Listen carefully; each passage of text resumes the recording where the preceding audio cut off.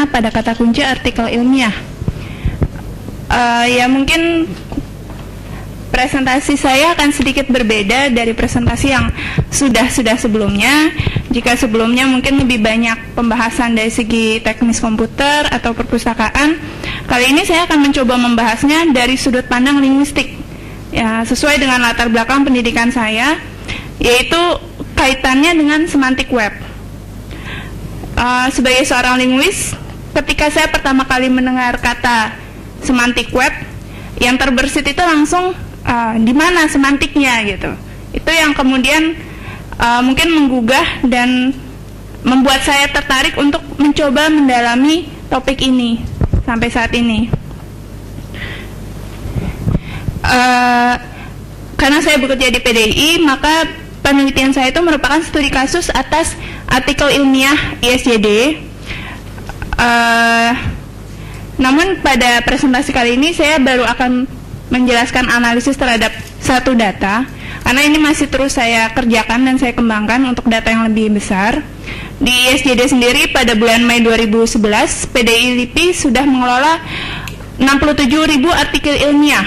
Ini data dari halaman depan situsnya. Sementara total artikel ilmiah dalam pangkalan data PDI LIPI adalah lebih dari 225.000 artikel. Mengapa belum semuanya itu dibuka? Ini lebih ke masalah teknis karena harus ada migrasi sistem dan sebagainya. Saya juga mohon maaf kurang paham dalam hal itu. Dengan jumlah data sebesar itu, kita bisa bayangkan dalam bagaimana mencarinya. Dan memang dalam sebuah pusat dokumentasi atau perpustakaan ada satu kebutuhan untuk membuat satu pengelolaan sistem temu kembali agar pengguna itu dapat menemukan informasi atau dokumen yang dibutuhkannya. Dari studi literatur yang saya lakukan, penerapan linguistik pada sistem temu kembali sudah pernah dilakukan dan diteliti sebelumnya. Ada artikel berjudul Linguistic Approaches in Information Retrieval of Medical Text. Di artikel ini penulisnya Anne Marie Curie, Jocelyn Cohen, dan Larissa Zlatic membahas mengenai penerapan unsur linguistik pada sistem temu kembali informasi medis. Jadi ini diterapkan pada sebuah institusi layanan medis untuk mencari informasi mengenai pasien, kondisi latar belakang pasien, dan hal-hal yang bersifat administratif. Dan penelitian ini dilakukan pada tahapan sintaksis, semantik, dan pragmatik. Semantiknya itu berkaitan dengan penggunaan sinonim, kesamaan kata, variasi leksikal, homonim, polisemi, dan sebagainya. Namun dia membahasnya itu lebih ke relasi yang bersifat ekuivalen. Untuk yang hierarkinya tidak dibahas. Mungkin itu sedikit perbedaannya dengan penelitian saya. Namun kesimpulan dalam makalah ini menyatakan bahwa penerapan metode linguistik pada sistem temu kembali informasi medis dapat meningkatkan kualitas pelayanan kesehatan dan administrasi pasien. Jadi ini yang saya gunakan untuk menunjukkan bahwa perlu untuk dicoba diterapkan penerapan linguistik pada sistem temu kembali informasi, karena dari penelitian sebelumnya terbukti dapat meningkatkan kualitas pelayanannya itu sendiri. Nah, salah satu masalah dalam sistem pencarian atau temu kembali saat ini adalah mesin tidak dapat memahami struktur makna bahasa dalam data. Mesin memang dapat memilih dan memilah data, tetapi ia tidak dapat menginterpretasikan teks, karena kan mesin tidak bisa memahami bahasa manusia. Oleh karena itu, kasarnya kita sebagai manusialah yang mencoba untuk menyimpan data itu dalam sebuah struktur yang dapat dipahami oleh mesin. Nah, untuk membangun sebuah sistem pengelolaan data berdasarkan struktur makna, berdasarkan bahasa, maka dibutuhkan peta struktur makna data itu sendiri. Nah, itu yang saya coba lakukan. Analisis semantik kata kunci di PDI ini digunakan kosakata terkontrol atau control vocabulary pada artikel ilmiah di pangkalan data ISJD untuk dicoba diterapkan pada pengembangan sistem temu kembalinya. Jadi sebenarnya penelitian ini saya lakukan bersama-sama dengan teman saya di bidang TI. Saya mencoba menggarap di bidang semantiknya, lalu nanti ia akan mengembangkan untuk di bidang programnya. Jadi saya juga berkonsultasi kira-kira yang dibutuhkan apa sih gitu. Karena kan sebagai seorang linguis mungkin saya tidak terlalu paham juga kebutuhan seorang programmer. Kemudian kalau saya lakukan seperti ini, kira-kira bisa atau tidak diwujudkan. Itu memang kami diskusikan bersama. Nah, dalam penelitian ini struktur makna data menuju pada relasi makna pada kata kunci artikel ilmiah. Mengapa saya memilih kata kunci? Karena kata kunci menggambarkan topik-topik yang ada di dalam artikel. Jadi dianggap menjadi simbol yang menunjukkan apa isi teks tersebut. Di PDI LIPI itu sendiri pemberian kata kunci dilakukan dengan kosakata terkontrol. Untuk artikel ilmiah, kosakata terkontrolnya itu menggunakan thesaurus bidang. Jika memang di situ mungkin karena thesaurusnya sudah lama dan sebagainya tidak diupdate, dapat juga merujuk pada tajuk subjek Library of Congress, kamus bidang, atau berdasarkan kesepakatan bersama dari tim penyusun. Jadi intinya adalah agar tidak ada penggunaan kata yang merujuk pada konteks yang sama tetapi digunakan istilah yang berbeda. Keseragaman dalam penentuan kata kunci. Masalah yang akan dibahas dalam penelitian ini adalah bagaimana bentuk pemetaan relasi makna pada kata kunci artikel ilmiah, lebih tepatnya pada satu artikel, yaitu Analyzing Syntactic Modification of Foreign Talk and Teacher Talk. Di makalah ini nanti ada 3 kata kunci: syntax, language instruction, satunya saya agak lupa. Nanti kita lihat, saya sudah siapkan peta relasinya, dan tujuannya itu adalah membuat peta relasi makna pada kata kunci artikel ilmiah tersebut. Awalnya saya melakukan penelitian ini juga untuk melihat kemungkinan dilakukannya analisis relasi makna pada kata kunci berupa kontrol vocabulary artikel ilmiah. Jadi dimungkinkan atau tidak, kira-kira step-step apa yang harus dilakukan, saya lakukan untuk bisa mendapatkannya. Baru kemudian saya akan coba dengan data yang lebih luas. Kemaknawian penelitian, penelitian ini dapat dikembangkan untuk beberapa keperluan. Yang pertama tentu saja sesuai dengan tujuan penelitiannya, untuk pembangunan sistem pengelolaan data berbasis semantik di pangkalan data PDI LIPI. Kemudian melalui peta relasi makna ini juga dapat lihat korelasi antar dan inter bidang-bidang penelitian, bagaimana hubungannya antara satu bidang dengan bidang-bidang yang lain. Kemudian untuk masalah interoperabilitas dapat digunakan bila digunakan dalam sistem temu kembali di pangkalan data yang berbeda. Jadi kasus ini pernah terjadi di PDI LIPI sendiri. Di ISJD kami memiliki ada 46 klasifikasi bidang. Ini bidangnya ini kan berarti kan cukup banyak, cukup rinci.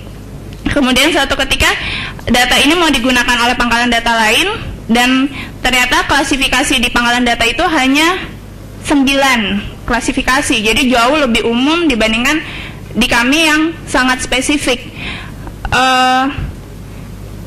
Kalau kita sudah punya peta relasi maknanya secara umum, secara lebih luas, itu kita bisa lihat, mungkin kalau secara kasaran, kita misalkan saja ada perpustakaan khusus bidang linguistik dengan PDI, tentu dia membuat klasifikasi linguistik itu secara terperinci. Ada mikrolinguistik, makro, grammar. Tapi di PDI kami kan tidak membuat perincian sampai semendetail itu gitu. Ketika muncul artikel bidang mikrolinguistik gitu, lalu ini tempatnya di mana? Kita kan bisa melihat ke dalam taksonomi, di atasnya dia itu apa? Misalnya linguistik, oh kita masih nggak punya nih bidang linguistik. Oh mungkin bahasa katakanlah kita masih belum punya. Oh mungkin atasnya itu adalah budaya. Itu bisa kita lihat dari peta relasi makna itu. Tentu saja jika petanya itu sudah lengkap ya, dalam artian sudah banyak, sudah luas. Hal ini juga diperkuat oleh pendapat Subagio. Dalam makalahnya dia menyatakan bahwa integrasi metadata dan database akhirnya memerlukan konsolidasi dan integrasi taksonomi atau ontologi yang berbeda-beda dari semua database lembaga penelitian tersebut. Jadi kalau ada pemetaannya itu akan terlihat bagaimana klasifikasinya itu, dan itu juga dapat dipindah-pindahkan sesuai dengan kebutuhan. Kemudian metode penelitian, penelitian ini merupakan penelitian kualitatif, jadi saya tidak akan melakukan penghitungan secara angka, tapi mencoba mencari dan menggali pemahaman yang lebih mendalam. Penentuan kata kunci dalam artikel ISJD dilakukan dengan metode control vocabulary, telah saya sebutkan sebelumnya. kata kunci pada data diperoleh dari thesaurus atau kamus bidang, yaitu berupa istilah ilmiah atau term. Nah, dalam semantik, istilah ilmiah ini dia memiliki makna yang dikatakan sudah mati, relatif stabil. Dalam artian, ketika kata ini dipergunakan dalam konteks yang berbeda-beda, dia tetap harus merujuk pada konsep yang sama. Itu berbeda pada kata ketika kita menggunakan meja hijau misalnya, itu bisa meja yang berwarna hijau atau pengadilan, tergantung pada konteksnya. Tetapi itu tidak berlaku pada istilah ilmiah, karena makna yang ada di dalamnya itu sudah cenderung relatif stabil. Oleh karena itu, saya pikir juga kalau mau melihat multi bahasanya, sebenarnya konsep-konsep ini kan penamaannya itu lebih hanya berupa penerjemahan saja gitu. Jadi agak berbeda dengan kata pada umumnya. Kalau kita mau membahasa Indonesiakan joy, apakah itu senang, gembira, bahagia, itu kan ada perbedaan komponen makna di sini. Itu berbeda dengan istilah ilmiah yang mungkin tidak sejauh itu dalam komponen maknanya. Nah, dalam penelitian ini, relasi makna dalam kata kunci dianalisis melalui konsep semantik berupa sinonimi, antonimi, polisemi, homonimi, hiponimi, dan meronimi. Sementara standar penyusunan thesaurus mencakup 3 relasi, yaitu relasi ekuivalensi, hierarki, dan asosiasi. Jadi dari konsep-konsep semantik ini nanti akan dimasukkan dalam relasi-relasi sebagaimana yang sudah ada dalam sebuah thesaurus. Relasi ekuivalensi yaitu relasi antara istilah yang digunakan atau deskriptor dan tidak digunakan atau non-deskriptor, yang dalam fungsi indeks dua istilah atau lebih tersebut mengacu pada konsep yang sama. Biasanya dalam thesaurus hal ini terlihat pada istilah penggunaan use dan use for. Use itu yang deskriptor, use for itu yang non-deskriptor. Di sini dalam semantik ini mungkin terlihat dalam fungsi sinonim, kuasi sinonim, dan dalam beberapa kasus pada kata kunci juga hiponimi juga bisa muncul di sini. Kemudian yang kedua, relasi hierarki. Relasi ini menunjukkan level superordinasi dan subordinasi. Istilah superordinasi merujuk pada kelas atau satu kesatuan, sedangkan istilah subordinasi merujuk pada anggota atau bagian dari. Kalau dalam thesaurus ini terlihat dari penggunaan istilah narrow term dan broader term. Kalau dalam semantik mungkin ini terlihat pada relasi hiponim dan meronim.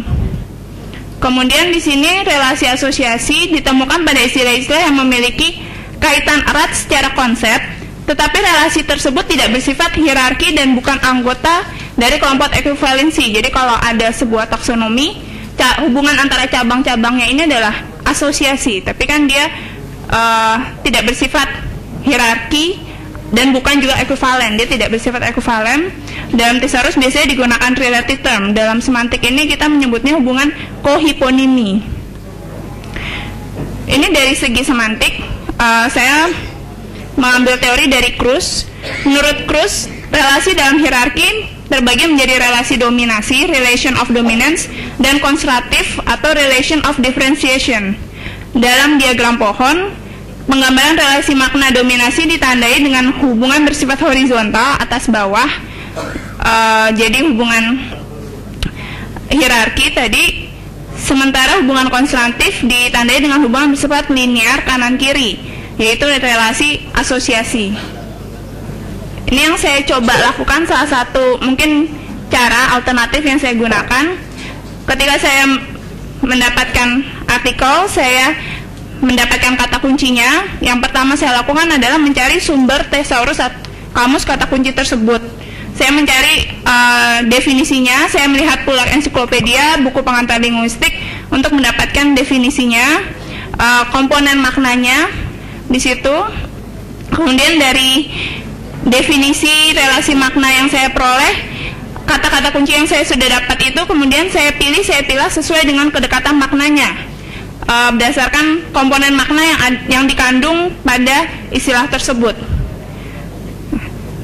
Sebenarnya kan dalam thesaurus kita sudah punya broader term, narrow term, tapi kalau kita coba telusuri nanti akan ada rumpang. Dalam artian ketika kita buat dalam bentuk jaring-jaring, sebenarnya dia tidak tersambung satu sama lain, pasti ada putus-putus. Di sini saya katakan rumpang. Ketika saya menemukan ada rumpang, saya mencoba mencari berdasarkan komponen makna dari istilah-istilah yang ada itu, kira-kira istilah apa yang paling tepat digunakan sebagai penghubung. Nah, penambahan kata kunci ini dilakukan dengan melihat kemungkinan istilah dan makna yang tepat berdasarkan artikel. Jadi artikelnya itu sendiri, membaca literatur yang berkaitan dengan artikel tersebut, melihat pada kamus bidang, kemudian bertanya pada ahli pada bidang tersebut. Kalau dalam kasus saya, karena saya menelitinya artikel bidang bahasa, saya bertanya pada ahli bahasa. Baru dari situ saya mencoba menggambarkan peta relasi makna. Nah, ini yang saya dapat dari satu artikel. Mungkin kalau di proceeding tulisannya tidak terlalu jelas. Mohon maaf, di sini relasi ekuivalensinya tidak terlihat karena pada saat saya mengerjakan ini saya masih bingung menggunakan software pemetaan apa. Ini pada akhirnya saya menggunakan Word, dia ada keterbatasan. Rencana itu nanti relasi ekuivalensi akan saya perlihatkan. Jadi satu kata kunci mungkin saya beri pemisahnya itu entah sama dengan, entah titik koma, kemudian ekuivalennya dengan apa saja. Tetapi yang pertama itu yang digunakan, jadi yang deskriptor. Dan relasi ekuivalen ini saya pikir tidak harus terbatas pada UF yang disebutkan pada thesaurus. Kita juga bisa memasukkan mungkin istilah yang lebih umum digunakan, artikel istilah yang ditemukan pada di artikel itu sendiri, istilah dalam bahasa yang berbeda dan sebagainya, itu bisa dimunculkan di situ. Kemudian seperti saya telah jelaskan sebelumnya, saya tidak terlalu paham mengenai bagaimana peta ini akan diproses secara teknis komputer, tetapi mungkin saya bisa memberikan sedikit gambaran secara praktis mengenai penerapannya. Pertama, dalam relasi ekuivalen, saya membayangkan seperti ini. Jika seorang pengguna memasukkan kata kunci yang dia non-deskriptor, tapi kita miliki, maka hasilnya itu bisa langsung merujuk pada kata kunci yang menjadi deskriptor. Karena kan yang non-deskriptor sudah terlihat di situ. Itu satu dari segi ekuivalensi. Kemudian secara hierarki dan asosiasi, jika data atau informasi yang sesuai dengan kata kunci tidak ditemukan, pengguna dapat ditawarkan data yang memiliki kata kunci yang lebih luas di atasnya atau bersifat asosiasi atau yang berkaitan. Jadi seperti Google, ketika kata kunci ini nggak muncul, mungkin Anda bisa mencoba mencari di kata kunci ini. Kemudian dari segi yang lain, jika kita memiliki peta relasi makna yang sudah lengkap, yang sudah luas, kita juga bisa melihatkan kaitan antar bidang. Kalau dalam di sini mungkin kalau Ibu Bapak lihat di yang menghubungkan antara linguistik dengan languages, di sini ada pragmatik. Pragmatik ini berkaitan dengan verbal communication. Jadi jika suatu saat seorang pengguna dia ingin melihat artikel mengenai verbal communication yang kaitannya dengan linguistik, kita dapat memberikan arahan juga, mungkin bisa melihat artikel-artikel pragmatik karena dia kaitannya itu sebenarnya di situ, letak kaitan antara dua bidang tersebut. Simpulan sementara dari penelitian ini bahwa pemetaan relasi makna sudah dilakukan dan menunjukkan bahwa analisis relasi makna pada kata kunci dapat dilakukan secara semantik, dan bahwa ternyata penyusunan peta relasi makna tidak dibuat sepenuhnya sama dengan penggambaran dalam thesaurus karena mungkin ada rumpang dan sebagainya. Dan sebagai catatan, ini juga sebenarnya yang saya tampilkan di sini tidak lengkap karena keterbatasan tempat. Jadi karena saya mungkin untuk softwarenya saya masih harus belajar lagi untuk menemukan software pemetaan yang lebih tepat. Untuk linguistik ini masih ada bidang-bidang lain, ada tipologi, ada mungkin fonologi, fonetik dan sebagainya. Ini belum semuanya saya tampilkan. Harusnya akan lebih sedikit lebih banyak. Dan ini baru satu data gitu. Penelitian saya mungkin nanti akan saya batasi kurang lebih pada bidang mikrolinguistik sekitar 50 artikel. Mungkin itu yang bisa saya sampaikan. Lebih kurangnya mohon maaf. Wassalamualaikum warahmatullahi wabarakatuh.